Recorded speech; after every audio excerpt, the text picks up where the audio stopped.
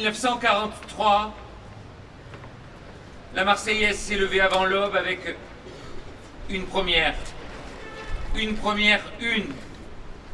Celle d'un journal qui était alors clandestin, engagé, farouchement, délibérément, et avec la force de ses convictions dans une bataille qui était une bataille de la vie contre la mort, de la lumière contre les ténèbres, de la liberté contre le joug des nazis.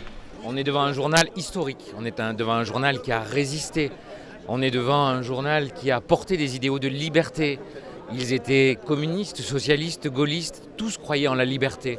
Et ce journal est l'expression même de celles et ceux qui ont résisté et qui ont payé de leur vie pour qu'on soit libre aujourd'hui. Et moi, je veux qu'on se rappelle de ça. Et je crois que dans le monde qu'on est en train de vivre, se rappeler des résistants, de ceux qui ont laissé leur vie pour qu'on puisse vivre libre aujourd'hui, de ceux qui ont fait vivre des journaux, qui ont fait vivre des idées différentes. Et à l'époque, on s'acceptait, quelles que soient nos convictions. Et puis c'est aussi l'histoire de la ville qu'on célèbre ce matin. Née en 1943, dans l'élan de l'unification de la résistance, la Marseillaise porte fièrement les valeurs du programme du Conseil national de la résistance. Pas simplement comme un héritage du passé, mais aussi comme un flambeau qui éclaire notre présent. La Marseillaise, elle reste très fragile parce qu'elle est indépendante des puissances d'argent.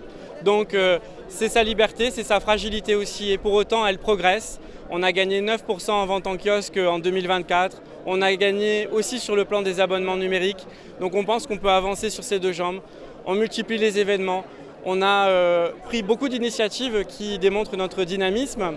Et donc même si les choses sont parfois difficiles, eh bien, quand on progresse, forcément, on garde courage et enthousiasme. Et puis avec un nom pareil, comment faire autrement?